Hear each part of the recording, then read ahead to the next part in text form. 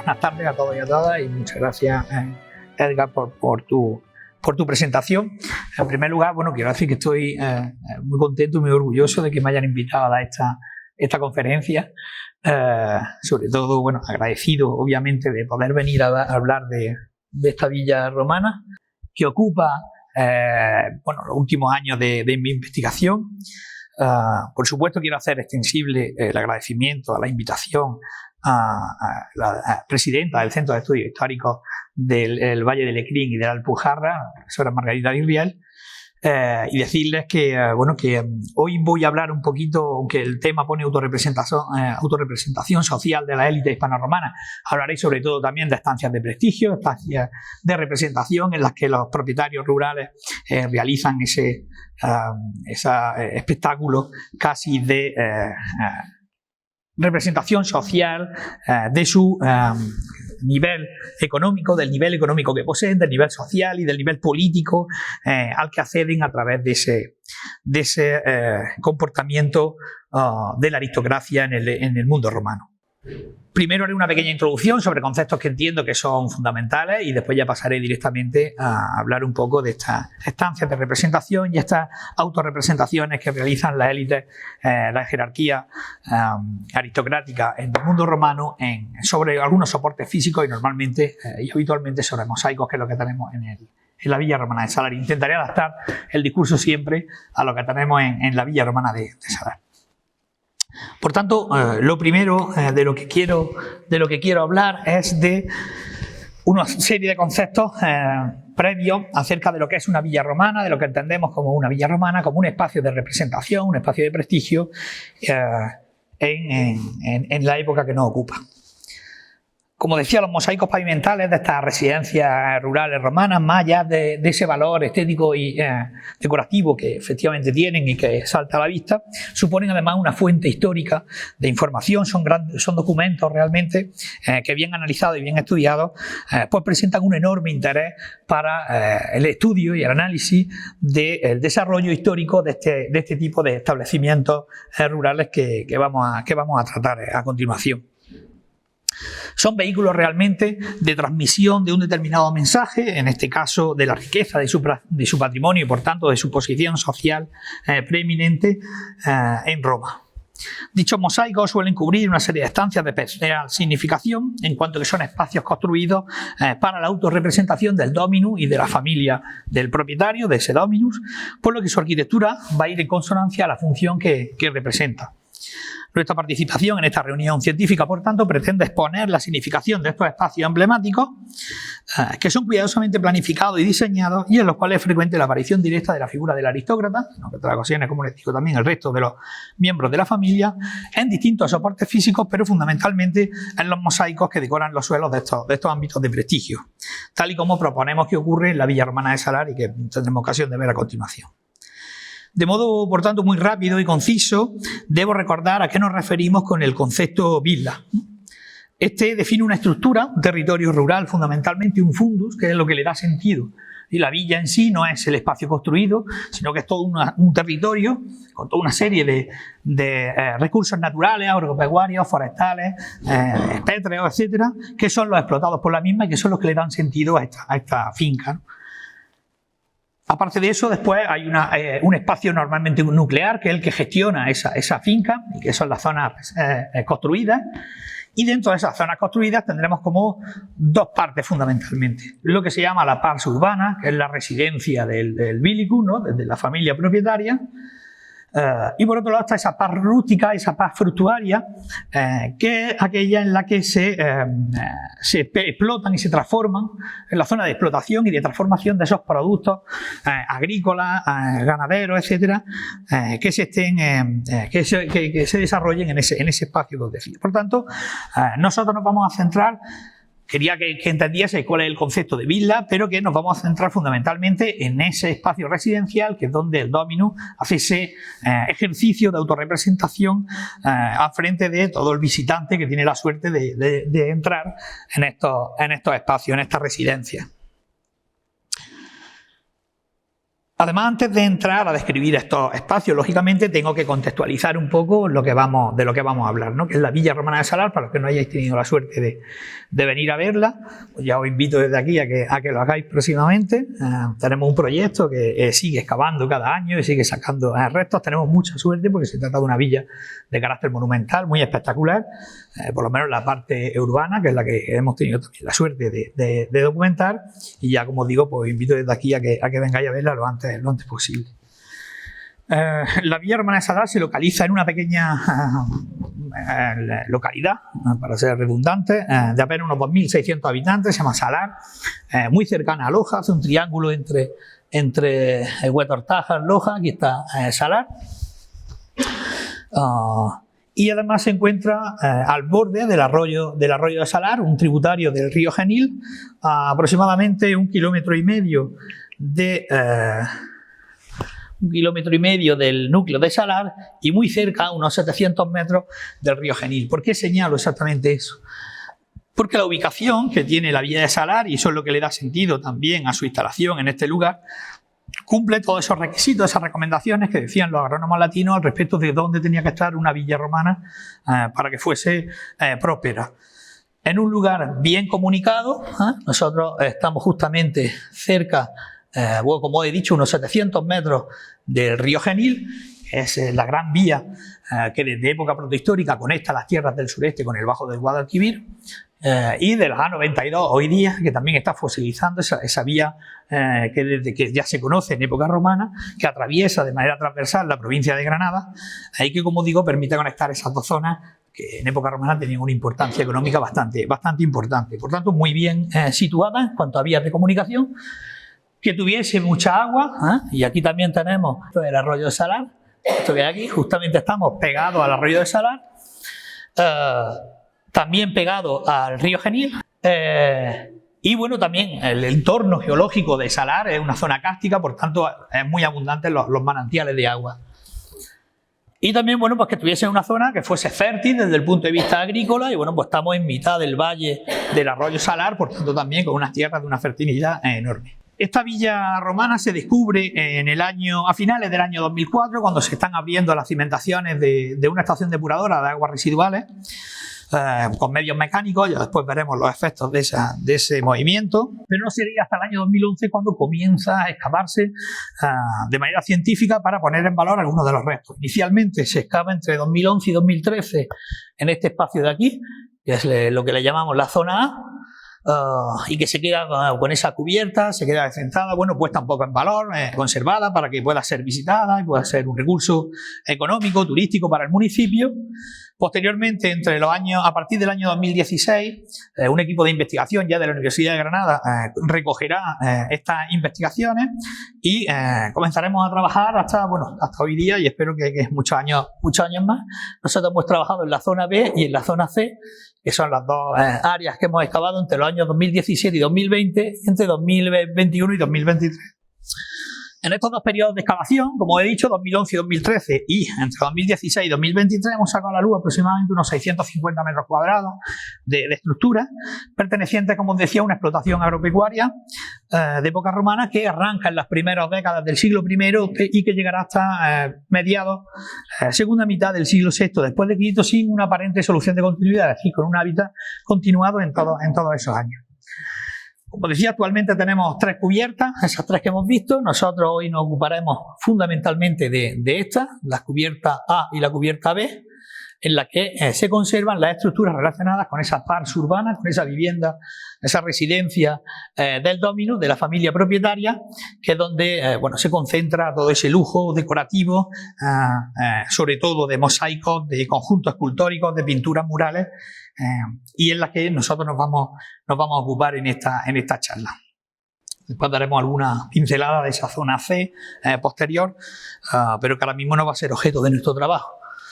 Es este espacio de aquí, que se excavó con posterioridad y que nos está dando otro edificio también muy interesante,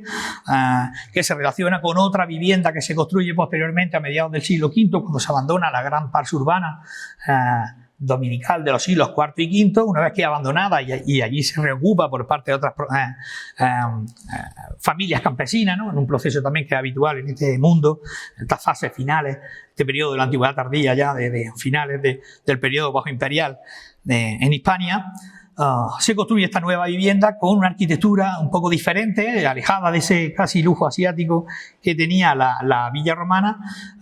y bueno, con otra, pero también con una arquitectura de prestigio, que ya veremos también a continuación, y con otras necesidades, con otras funciones en las que, bueno, ahora mismo no vamos a entrar porque no forma parte del objeto de esta conferencia, que si quieren podemos hablarlo más tarde.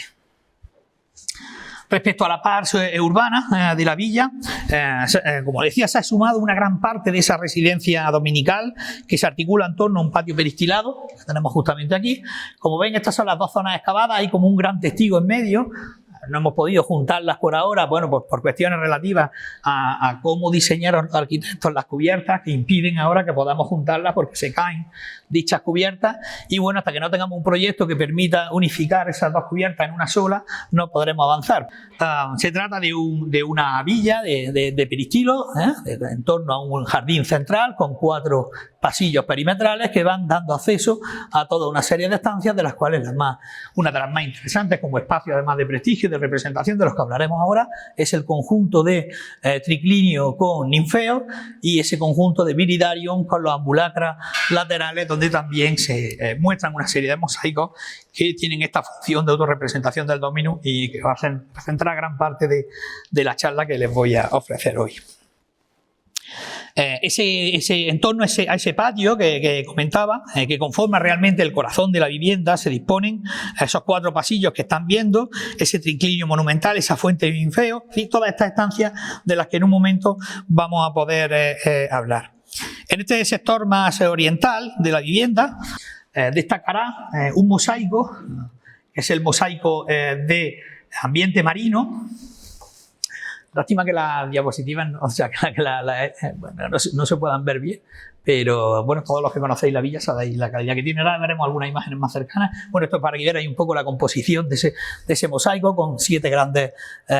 lunetos donde van colocadas las imágenes más grandes y más representativas, y después toda una serie de pequeños espacios donde van colocadas toda otra serie de figuras marinas relacionadas con esas figuras mitológicas. En este caso, por ejemplo, después veremos algunas fotos más cercanas y mucho mejor, bueno, para que veáis un poco las pinturas murales, los grandes escalones de mármol, esa composición del mosaico, y bueno, algunas de esas figuras, en este caso es la figura icónica de la villa romana de esta Nereida montada sobre un cazón marino en una iconografía muy típica, muy clásica, y acompañada de toda una serie de elementos marinos, por eso es un día submarino, y algún elemento un poco extraño que todavía tenemos dificultad en interpretar, como esa tigresa jugando con una pequeña bola, ¿no? Bueno, para que veáis un poco la calidad de estos mosaicos, y además estamos hablando de la parte que peor se conserva de la villa. Ahora veremos otra que además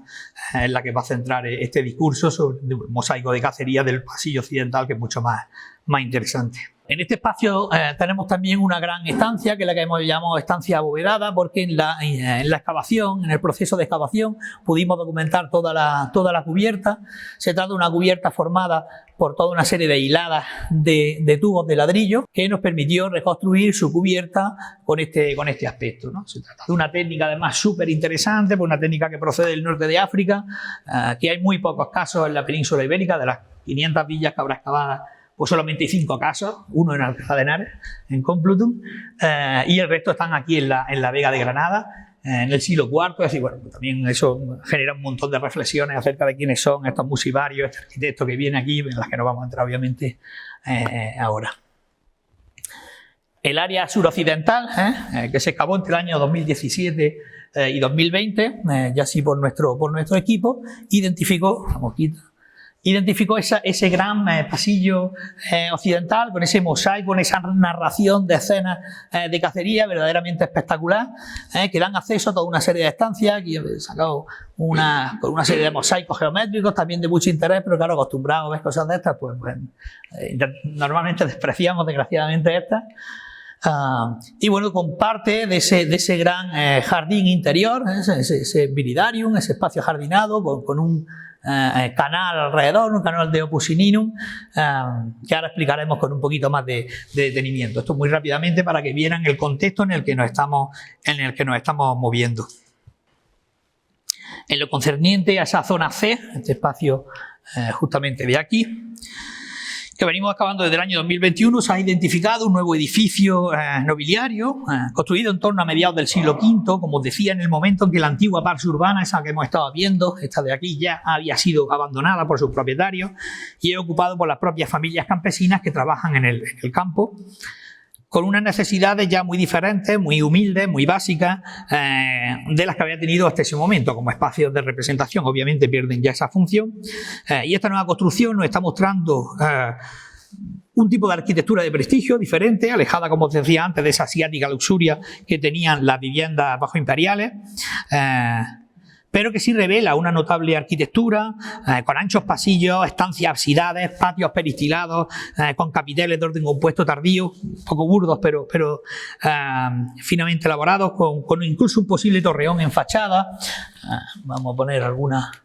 de estas, ¿no? Estos espacios absidados, estos grandes pasillos. Aquí justamente tenemos otro gran pasillo con estos 4 pilares que nos está hablando de un torreón, posiblemente en la zona de fachada, de entrada. Es muy posible incluso que esta arquitectura esté relacionada también con funciones civiles, no solo funciones domésticas. Debe ser un edificio ambivalente, con una serie de patios columnados, como veis aquí, y donde han aparecido toda una serie de elementos decorativos, ya siglo V, VI, como veis, un arte bastante burdo, pero que bueno, que sigue hablando de una arquitectura de prestigio y monumental, y que obviamente está hecha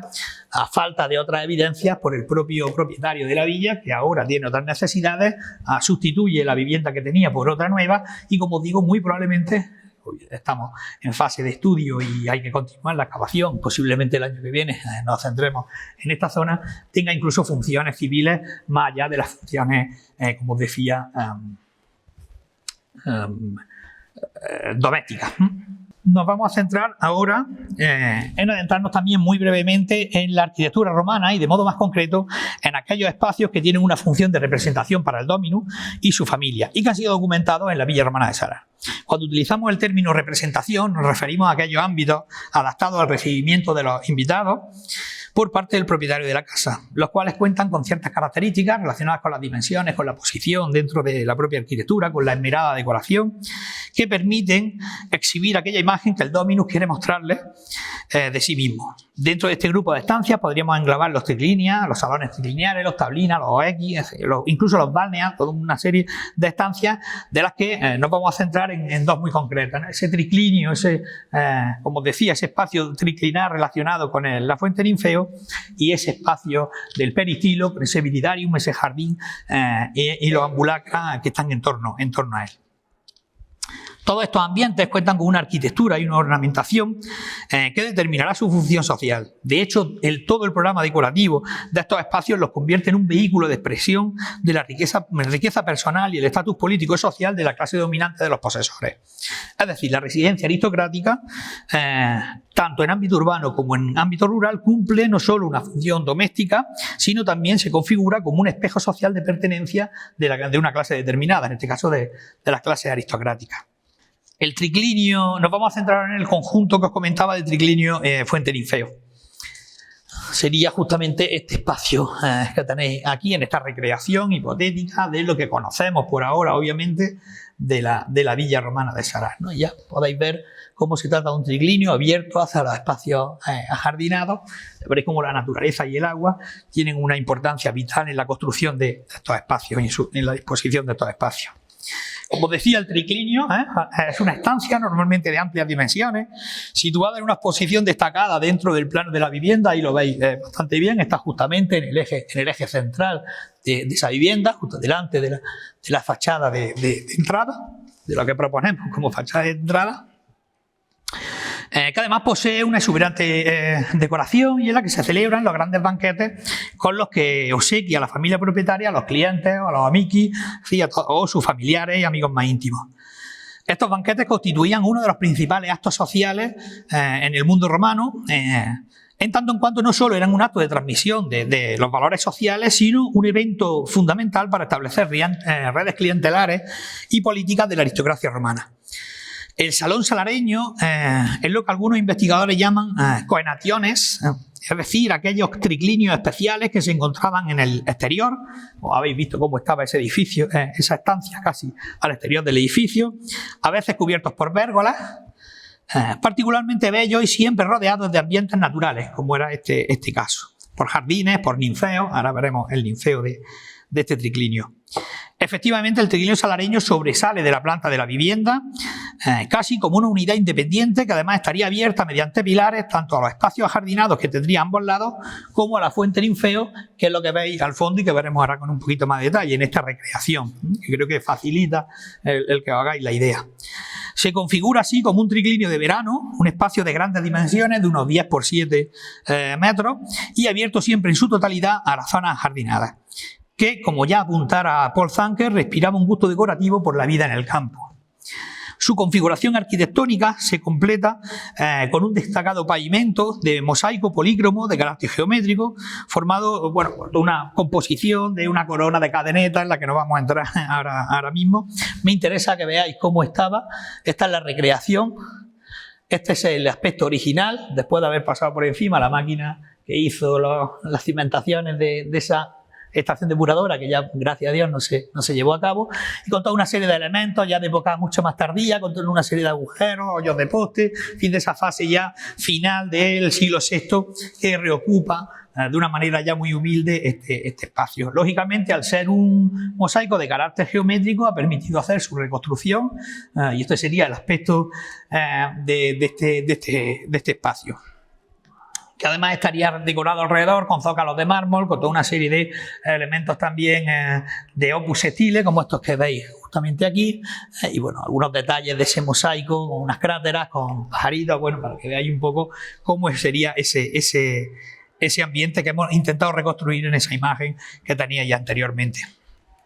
Así, la posesión de este tipo de triclinios de verano constituía un símbolo del lenguaje de autorrepresentación del dominus, donde exponía determinadas imágenes para comunicar, como decía anteriormente, un estatus a sus visitantes y sobre todo constituía de este modo, iba construyendo de este modo su propia conciencia de clase. Por otra parte, el triclinio de Salar conforma un conjunto monumental indisoluble de lo que llamamos la fuente ninfeo. Este es el aspecto actual, una especie de pequeña cascada de agua que vertería sobre este gran estanque que hemos visto anteriormente. Pues esto sería una imagen de esa recreación de cómo podría ser, con una gruta, como una especie de cueva, de recreación artificial de la gruta natural donde viven las ninfas. Sabemos que es un ninfeo porque aparecieron estas dos pequeñas esculturas en el interior, que son ninfas representadas al modo de Venus, que además, como veis, tienen toda una serie de elementos porque son también fuentes surtidores, lo cual enriquecía mucho más ese espacio. Esta también tiene un tubo de plomo por la espalda, con lo cual también sabemos que se trataba de una fuente surtidor y bueno, que enriquecería de alguna manera todo este espacio. Esta fuente esa cascada vertía el agua en el estanque que rodeaba a todo este espacio, con lo cual se relacionaba la naturaleza y el agua con el interior de este triclinio, que como ya habéis visto estaba abierto al exterior y se iría por desbordes a través de un canal que existe en este tipo, bueno, pues a otras zonas para reaprovechar ese agua, etc. Al final lo que estarían intentando escenificar esta gente es como una especie de casi de frente de fondo escénico, de fachada escénica, que haría que todo el que entrara al triclinio viese en el fondo esa gran gruta oscura donde viven las divinidades estas femeninas, las ninfas, con esos juegos de agua, con esos surtidores, y al final intentar impresionar de alguna manera a todo el visitante y demostrarle la capacidad económica que tiene el propietario de esta villa. Se trata de generar un auténtico fondo escénico para la sala más importante desde el punto de vista de la exposición de la riqueza del aristócrata salareño. Este tipo de estructura se encuadraría en lo que se ha denominado normalmente un ninfeu triclinio, es decir, una sala para actividades del ocio, normalmente ligada a la cena romana, pero también a reuniones filosóficas o de otro tipo en un ambiente relajado que incluye una fuente decorativa que tiene como principal función decorar y refrescar el ambiente. Suelen estar ligados al paisaje natural, como hemos visto,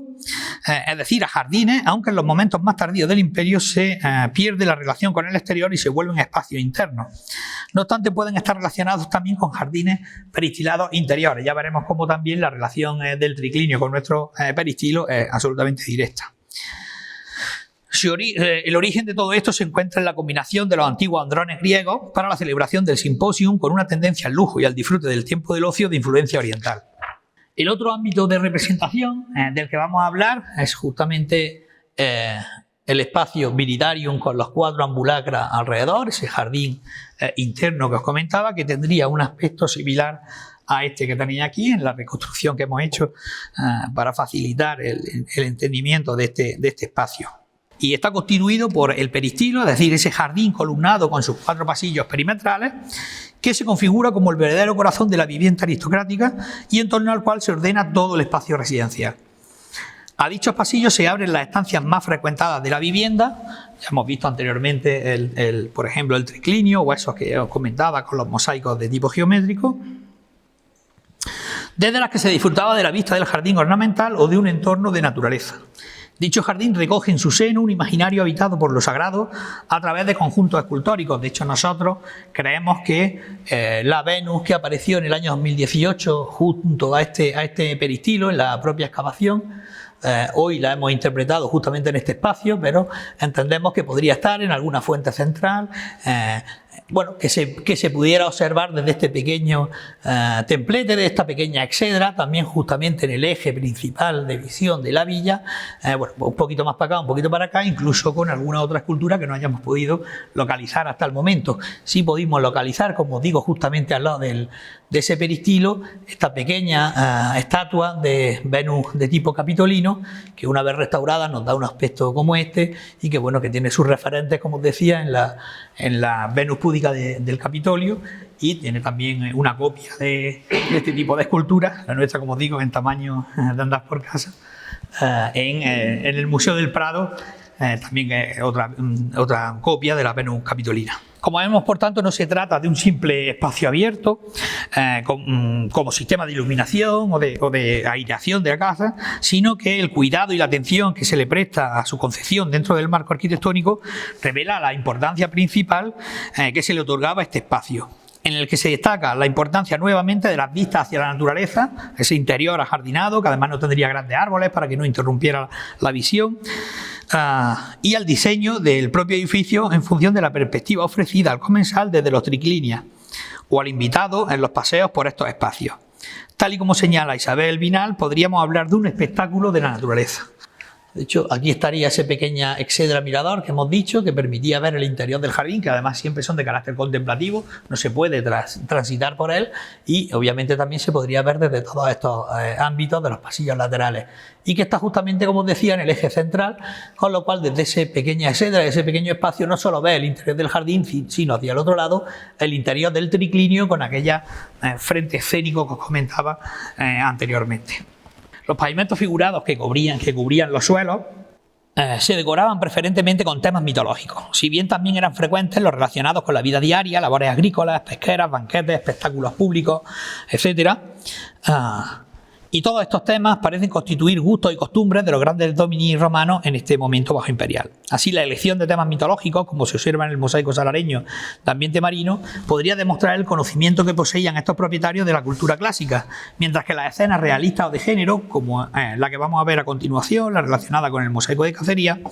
se llevaría a cabo, serían actividades que se llevarían a cabo diarias en sus propiedades rurales. Este sería el caso, como digo, del mosaico con escenas de cacería, que estaría manifestando una de las actividades preferidas de los aristócratas rurales en sus extensas fincas, eso que le llamaban el otium romano. Si bien el mosaico de ambiente marino es de gran interés por su complicado diseño y composición, antes lo hemos visto, esa existencia de esas bellas figuras femeninas, etc., nos centraremos en el mosaico con escenas de caza, ya que este es donde observaremos lo que proponemos como autorrepresentación del dominus salareño. Aquí un espacio para que veáis un poco cómo se configura esa zona con los mosaicos. Aquí estaría el mosaico de cacería, con el jardín interior, desde el cual sería fácilmente contemplado desde esos espacios. Ese gran mosaico de cacería que veremos ahora a continuación ocupa también, algunas de sus escenas ocupan un espacio privilegiado y que me interesa también fijar. Veis justamente esta escena de aquí, se encuentra en el eje central de la villa, por tanto en un lugar simbólico. Si tenemos en cuenta que este era el acceso a la villa, lo primero que verían atravesando esta gran estancia, este gran vestíbulo que aparece aquí, un vestíbulo monumental con una entrada triple, un triple vano, con doble columna, casi una entrada en arco triunfal, que no tiene puertas, es un espacio abierto, por tanto un vestíbulo monumentalizado. Cuando accedieran a través de ese espacio, lo primero que verían sería justamente esa escena, que se sitúa, como os digo, en ese eje central, en ese eje principal de la villa romana. Por tanto, inspirado en la pintura y en la musivaria de época helenística, a partir del siglo III las escenas de cacería se harán particularmente abundantes en los mosaicos, fundamentalmente del norte de África, aunque tampoco faltan algunos ejemplos aquí en Hispania y en la península itálica. Todo esto está inspirado en aquellas grandes escenas de la Grecia clásica, de cacería de grandes animales relacionados además con la realeza, e incluso con los dioses y con los grandes héroes homéricos, de tal manera que es un tema que le interesa a la aristocracia recuperar para representarse ellos mismos al modo de esos héroes clásicos. Y que ahí es donde encuentra la justificación esa autorrepresentación. Estos frisos corridos, como veis que tenemos aquí lo que tenemos realmente, si os dais cuenta, todos los animales están orientados en este sentido, son escenas con grupos de animales, esto es un arbolito, ahora lo veremos un poquito mejor, pero esto es un arbolito, esto es otro arbolito, que van diferenciando escenas con animales diferentes. Aquí tenemos escenas con leones, que lo veremos ahora, os digo, con más detalle, tenemos escenas con jabalíes y tenemos escenas con leopardos, y bueno, a partir de aquí no sé cuántas más escenas tendremos y qué animales nos aparecerán, así que el mosaico además está inacabado, pero sí lo que se ve es que desde este punto, donde hay un pequeño umbralito de este tipo, de mármol, es decir, ya sabemos que aquí hay una estancia, otra habitación, desde aquí se hace este recorrido, es una auténtica narración de una cacería, probablemente ficticia, no tiene por qué ser real, y que nos debe de llevar a algún espacio también singular de la villa, ¿no? Dechado de lujo y de mosaico de gran calidad, que normalmente suelen estar en espacios de representación, como decía anteriormente, suelen estar en oeki, o suelen estar en triclinia, o suelen estar en este tipo de estancias donde se realizan los banquetes, las comidas, las grandes recepciones. Sin embargo, aquí el dominio de sala lo tienen los pasillos por donde circula la gente, ¿no? Bueno, pues todo esto nos tiene que llevar hacia algún tipo de edificio singular o estancia de representación y de la misma importancia. Nosotros incluso planteamos que nos lleve hacia la zona de invierno de la villa, porque lo que tenemos claro es que este espacio que ahora mismo tenemos excavado es una zona de verano. No hay suelos calefactados, el triclinio es un triclinio abierto, en invierno no habría quien aguantara ahí. Es muy probable que estemos solamente en la parte de verano y que todavía nos quede la parte de invierno por excavar, ¿no? Es decir, que el potencial que conserva todavía la villa romana de salar es bastante importante. Pues como decía, estos frisos corridos que ponen el énfasis en el carácter narrativo de la propia acción se observan claramente en el caso salareño, donde la composición del mosaico, con varias escenas que ya os he comentado, busca producir el máximo efecto de movimiento y de acción con un gran número de animales, algunos exóticos como los leones, como los leopardos, los jabalíes. Bueno, jabalí no tan exótico, pero el león y el leopardo sí, hostigados por cazadores a pie y a caballo, ayudados por perros, que son muy del gusto del arte helenístico, de esa recuperación del arte helenístico en el siglo IV. Según la profesora Guadalupe López, si bien las distintas escenas guardan una cierta conexión entre sí, no se trata de contar en detalle una cacería determinada, como decía, algo en real, sino de sugerir a través de diversos episodios de la idea, con mayúscula, de la caza, en el sentido platónico. Los mosaicos no solamente tienen un valor documental, como reflejo de la sociedad de la época, sino que al mismo tiempo contienen un fuerte simbolismo en relación a conceptos filosóficos con los que el propietario se sentiría más o menos cercano e identificado. Uno de estos conceptos de profundo arraigo en el alma romana era la virtus. El romano estaba realmente obsesionado con la idea del bien y del mal, y en último término porque prevaleciera aquella sobre esta. Es una constante del pensamiento romano la exaltación de la virtud o de la victoria, materializada en los diversos episodios mitológicos y también en esas escenas de circo y de cacería, en donde estas ideas son inherentes a su naturaleza. Parece evidente que estas preocupaciones y su manera de materializarlas se expresan claramente en los dos mosaicos salareños, tanto en el de cacería como en el de, como comentaba antes, de tiasos marinos, de cortejo marino. Ya hemos visto cómo la caza es concebida por la cultura romana como una actividad que permite al hombre demostrar su virtud, o como una alegoría de la lucha entre el bien y el mal. Es por ello que a los aristócratas romanos les gustaba verse representados sobre sus pavimentos, tomando parte en esas cacerías, reales o ficticias, vestidos de cazadores y acompañados de todos sus amigos, de sus familiares, de las personas más cercanas, incluso de sus perros. Así, en esta escena, el propietario era incluido en la composición representándose como el mismísimo emperador, pues los animales desconocidos o exóticos, como estos que hemos visto, el leopardo, el tigre, el león, solo estaban al alcance de esta realeza. Por tanto, es un símbolo de exclusividad y poder que ellos transmiten a la sociedad. ¿Podría ser este el caso de Salar? Nuestra propuesta es que sí, y nos basamos para ello, por un lado, en la más que constatada autorrepresentación de grandes propietarios agrícolas, hombres y mujeres, en los mosaicos de las lujosas viviendas, y por otro, en la aparición en Salar de una escena venatoria que, por su estratégica posición dentro de la composición musiva, hemos dicho en ese eje central, así como por la iconografía que se ha seleccionado, pensamos que se trata de la representación del Dominus de Salar. Así, ocupando un espacio muy simbólico dentro de este gran mosaico, justamente en el eje central de la villa, frente a la entrada monumentalizada a la misma, se representa un personaje ricamente ataviado, con una túnica corta y altas botas de caza, de mayor tamaño que el resto de participantes en la cacería, que está acompañado de un perro de caza y que se afronta a pie, no a caballo, y cara a cara, frente a un jabalí macho de enormes dimensiones, casi del mismo tamaño que él, y al que hiere mortalmente con una lanza, como ven, en el hocico, del que emana abundante sangre. Existe otra escena junto a la descrita, que es este cazador que tienen en las imágenes, que también participa de la narración de esta cacería, pero si ven, está montado a caballo, está alejado del jabalí, que en este caso es un jabalí hembra. Lo sabemos porque en el otro jabalí, aunque ahí no se observa en la imagen que os he puesto anteriormente, no se observaba, pero la parte trasera evidencia claramente que se trata de un jabalí macho. En este caso no lo representan, probablemente sea una jabalí hembra, de tamaño más pequeño, como he dicho. Y además, si os dais cuenta, se enfrenta a ese jabalí lanzando un venablo, por tanto, alejado desde su montura a cierta distancia de la bestia. Es evidente que el peligro que encara el primero de ellos, a pie y justamente enfrente, es mucho mayor, ¿vale? Por lo que, sumado a esa posición singular que hemos dicho, justamente en ese eje principal, en esa zona donde lo primero que ve quien entra a la villa desde ese vestíbulo monumental es esta representación, entendemos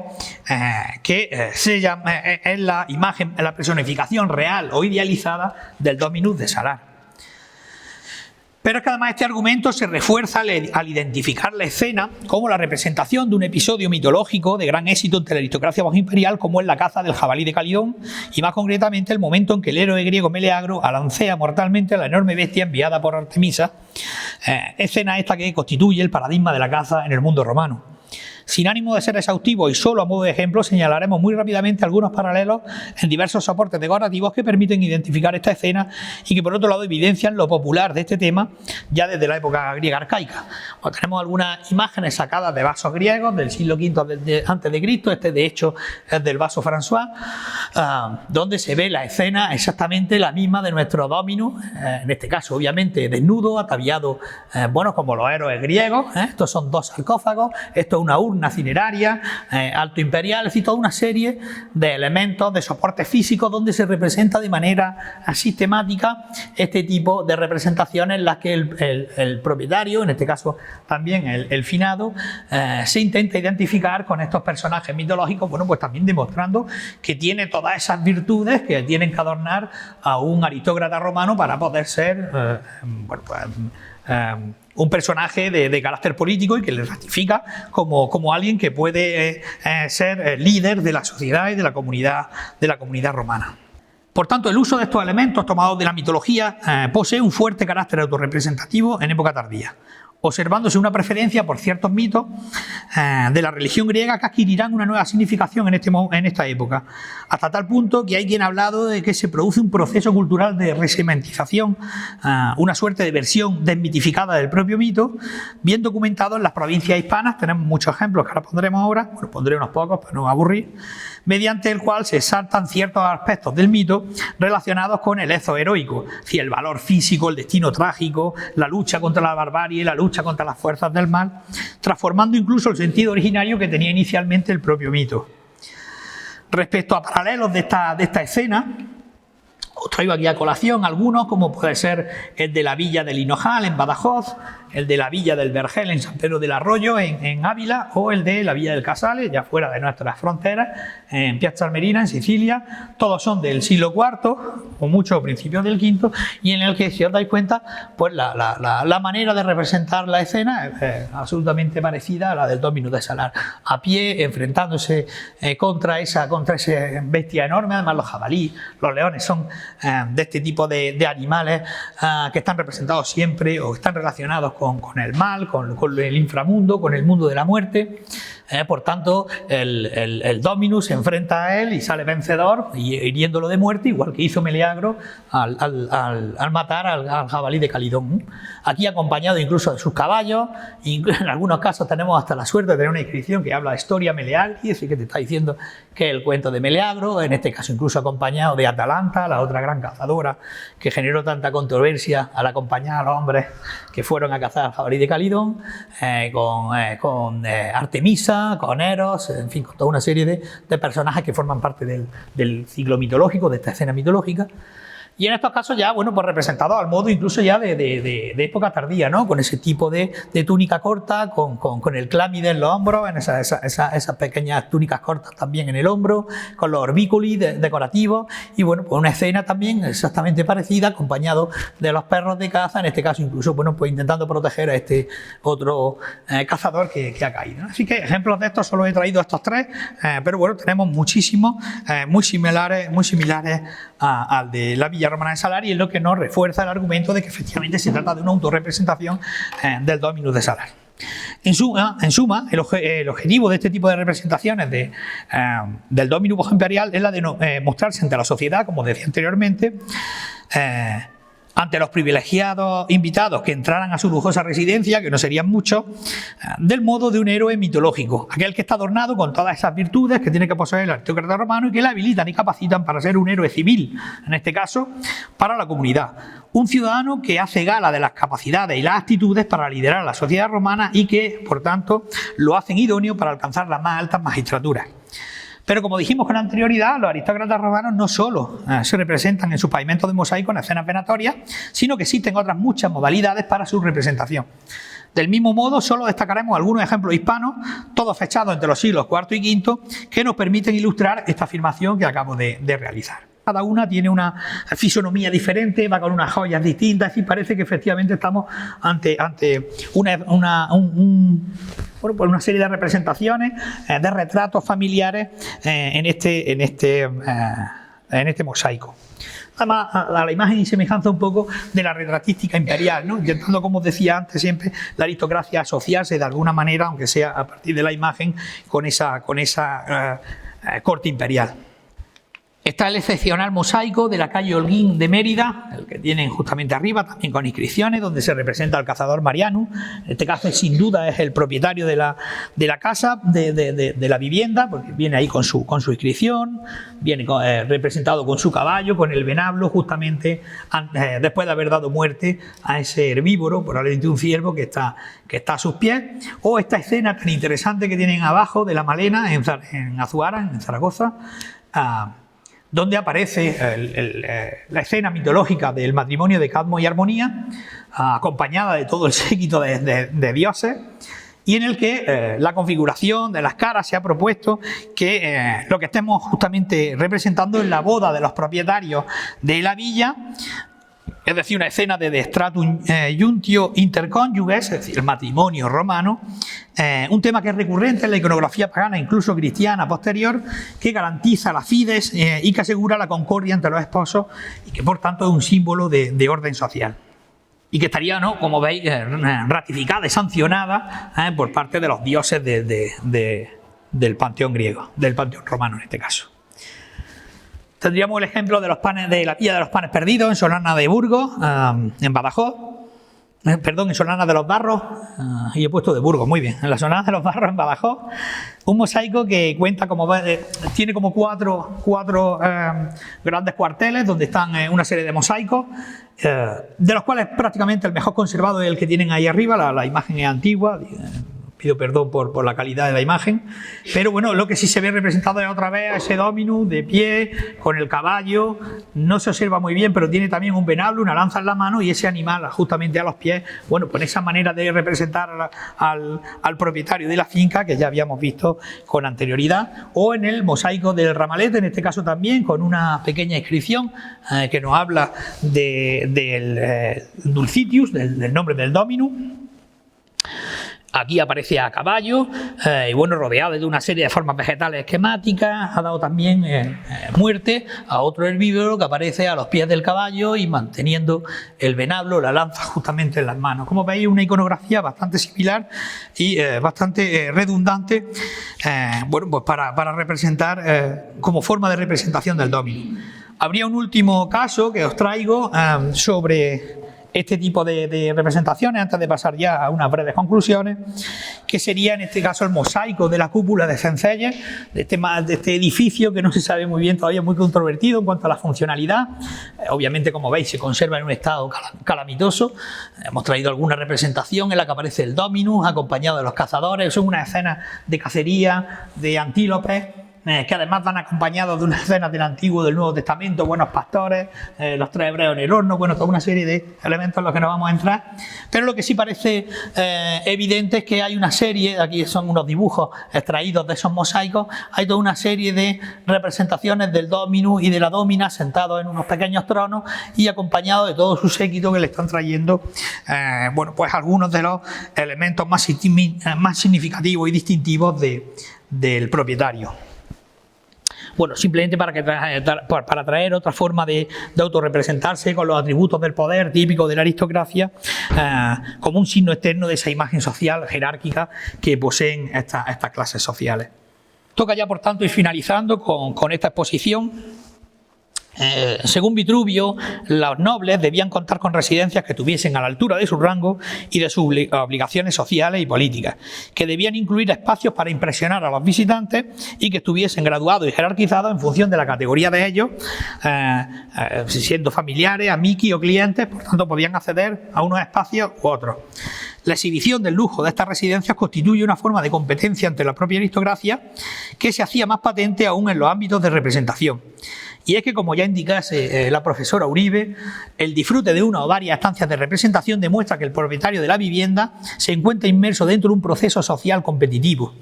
Las funciones de este desarrollo fueron intentar reafirmar un puesto dentro de la cadena de relaciones sociales a través de la exposición y la exhibición de sus bienes materiales. Así, las residencias urbanas y rurales constituyen edificios concebidos desde el punto de vista arquitectónico y conceptualmente a modo de palacios, en los que se exhibe un imaginario autocrático y profundamente androcentrista. Es por ello que proliferan las escenas del Dominus y de las actividades que se consideran propias de su estatus, como la cacería, que hemos visto anteriormente, mediante el uso de distintos recursos iconográficos e incluso epigráficos. En este contexto será muy frecuente la transmisión de la propia imagen del aristócrata mediante la incorporación de su figura en diferentes soportes decorativos, preferentemente los mosaicos, como hemos visto, e incluso a través de los retratos, como aparecía en Pedrosa de la Vega. Estas representaciones, lejos de ser interpretadas de modo genérico tan solo como meras ilustraciones más o menos fidedignas de una realidad social, económica o cultural, incluso religiosa, son en realidad el reflejo de las pretensiones de la élite más poderosa, a cuyo sector privilegiado parecen vinculadas las imágenes a jugar por el contexto original de los mosaicos, fundamentalmente ligados a esos espacios domésticos de la esfera privada. En estos espacios las imágenes tienen un fuerte componente simbólico, imágenes que son alegóricas y mitológicas, como hemos visto, mediante el cual las élites parecen encontrar cauces adecuados para expresar su identidad y necesidades como grupo social, tanto en el Alto como en el Bajo Imperio. En el caso de la Villa Romana de Salar parecen darse todas estas casuísticas. La arquitectura y la decoración de esta residencia rural están cuidadosamente diseñadas y espléndidamente dotadas, de tal modo que la impresión que recibe el visitante al adentrarse por sus espacios es la de encontrarse en la vivienda de un personaje de la más alta posición económica y social, y obviamente política, ¿no?, que se deriva de ello. Así, el lujoso triclinium salareño, por su ubicación y relación con las zonas abiertas jardinadas de la vivienda,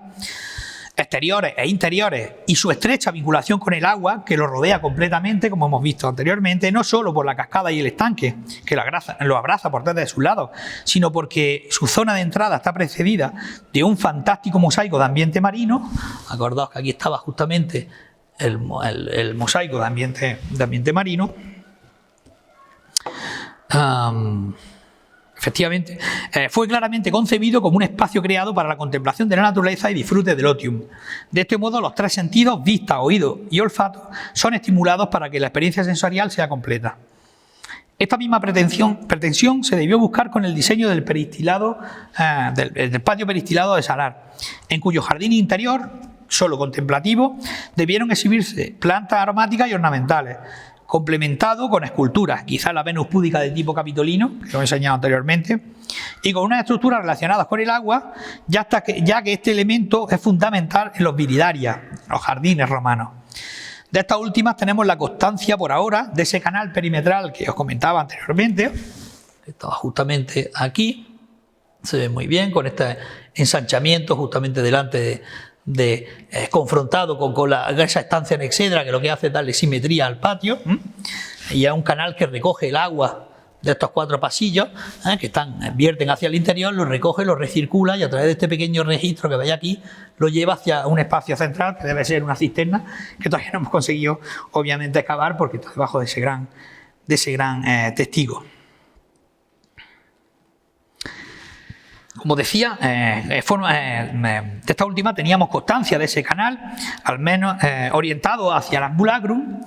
y el cual encuentra su sentido en buscar la simetría en el eje principal de la villa, con la pequeña exedra mirador que se abre al pasillo oriental. En la cultura romana los jardines tienen un significado filosófico y simbólico que se relaciona con varias corrientes filosóficas, como el estoicismo y el epicureísmo, cuya influencia determina cómo se diseñaban y se experimentaban estos jardines, enfatizando valores como la armonía, la moderación y la búsqueda de la tranquilidad, la paz interior y la felicidad a través de esa contemplación o el placer moderado. Por último, destacar que el ambulacrum occidental, el de la escena de cacería, que cede las dimensiones del propio peristilo, ya acordaos que continúa por aquí, debería cerrarse justamente por aquí para ir haciendo ese circuito, sin embargo, excede las dimensiones del peristilo, y que se adentra hacia el sur de la villa, no sabemos hacia dónde, y que junto con el magnífico mosaico con escenas de cacería orientadas de norte a sur, evidencia la intención de sus diseñadores en encaminarnos hacia un espacio conjunto de estancias de especial relevancia dentro de ese complejo residencial. La composición musiva de este tipo narrativo, con varias escenas separadas, incluso por grupos de animales, como hemos visto anteriormente, que nos relatan el desarrollo de una cacería real o ficticia que protagoniza el Dominus con otros correligionarios, está claramente representada. Pero no es solo ese eje el conformado por el pasillo occidental el más importante, sino que tal y como hemos relatado con anterioridad, será el eje este-oeste, justamente este que tenemos aquí, será el eje este el principal, el que une triclinium, peristilo y estancia monumental, vestíbulo, si os dais cuenta, está afrontada también con el triclinio. Y justo en ese punto tan simbólico, quizás, como decimos, en la entrada principal a la vivienda aristocrática, encontramos la representación del Dominus de Salar, a imagen y semejanza de un héroe mitológico, lo cual le servía para transmitir la idea de que poseía las cualidades heroicas de aquellos,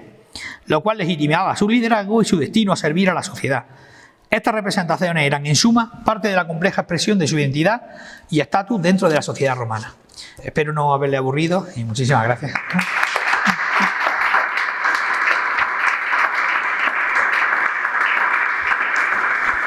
Bueno, vamos a dar el cierre a estas quintas jornadas. No he podido asistir por motivos laborales a lo que han sido todas las comunicaciones, pero he tenido la suerte de ver las dos conferencias plenarias, me han encantado, pero vamos, fascinada. Tuve en septiembre acudí a Salar, pues tengo amigos allí, en fin, y vamos a ver la villa, llevamos mucho tiempo queriendo ver la villa. Fue increíble, pero es que estar aquí y escucharte hablar sobre algo que uno ha estado allí pues una hora, con una visita, muchísima gente, porque la verdad es que, mira que era septiembre, pero había muchísima gente allí, Y claro, escuchar esta explicación, esto es un privilegio, es que me ha encantado, me ha encantado. Y bueno, quiero daros las gracias por la confianza pues eso, como os dije el otro día, ¿no? Con María Aurora, decir, pues no nos conocemos de nada, oye, mira, podemos hacer esto ahí en Padul. Espero que lo hayáis disfrutado, que todos los 2 días, y no tengo mucho más que añadir. Simplemente que para mí ha sido un honor albergar aquí en Padul esto, porque es que tiene una calidad increíble y el trabajo que hacéis desde el Centro de Estudios Históricos, pues no me cabe duda que es pues como esto, de una gran calidad, y espero que sigáis confiando en nosotros para las sextas, ¿no? Esa mayoría de edad del otro día, pues que no se quede ahí. Así que nada más que añadir. Si quieres decir algo para... Sí, pues nada, también pues dar muchas las gracias por la participación, el interés. Pues también como representante también del comité organizador, pues dar las gracias a las instituciones que nos han apoyado muchísimo, a la mancomunidad también de los municipios del Valle del Lecrín, a la Diputación de Granada, al Ayuntamiento de Padul, al Ayuntamiento del Pinar también, a la Universidad de Alcalá, representante aquí de Aurora, a la Universidad de Granada y con especial atención también al Centro de Estudios Históricos del Valle del Lecrín, Alpujarra, y a todos los miembros que integran también este gran centro, que pues han apoyado y sobre todo pues vierten mucho de su tiempo, ese esfuerzo y dedicación y talento, porque hay muchísimo talento en los estudios del Valle del Lecrín. También no quiero dejar sin atender mi especial agradecimiento y también mi gratitud al resto de organizadores, a Aurora. Muchas gracias también por la confianza, a Rocío Iglesias también, bueno, que no está presente, pero con mucho cariño también agradecimiento, a Elisa, muchas gracias también por todo el apoyo, y a Raúl Ruiz, que también, si no están aquí en la mesa, están aquí presentes, y también mi agradecimiento de todo corazón, el apoyo que han mostrado a mi persona en particular, pero sobre todo sin ellos, yo creo que no hubiera sido posible el bien hacer y el buen motivo de estas jornadas. A manera de conclusión, pues decir que, bueno, estas jornadas muy intensas desde un inicio, iniciamos con un buen sabor de boca, con la conferencia plenaria de Elena Díez, donde nuestros sentidos también se prepararon para sentir esas emociones que ella nos transmitió a través de esa conferencia, esas emociones del buen vivir, del buen morir también, ¿no? Que también forman parte del habitar de los espacios mismos. Reflexionamos sobre la ciudad, sus contenidos y sus bordes, pasamos por ahí, por esos espacios ideados y plasmados que también tenemos en ese imaginario, tanto realizados arquitectónicamente, también conceptualmente. En estos espacios contribuimos también a la observación y análisis de los espacios en el antiguo Reino de Granada, y nos adentramos también en la resignificación de esos espacios a nivel urbano, arquitectónico, a través de las artes plásticas, a través del espacio cultural y artístico. Concluimos también con esta gran conferencia que nos aportó también Julio Román sobre la vida del salar, en donde, como decía hace un momento, reconocimos esos modos de vivir y sentir la residencia rural hispano-romana. Pues nada, agradecer a todos la presencia, el apoyo y sobre todo el interés. Son mis primeras jornadas dentro de esta organización, espero que sean muchas en el futuro. Llevan las jornadas ya 10 años, como se dijo desde un inicio, y creo que esto proyecta a más futuro y a un buen futuro por venir. Pues nada, pues muchísimas gracias a todos.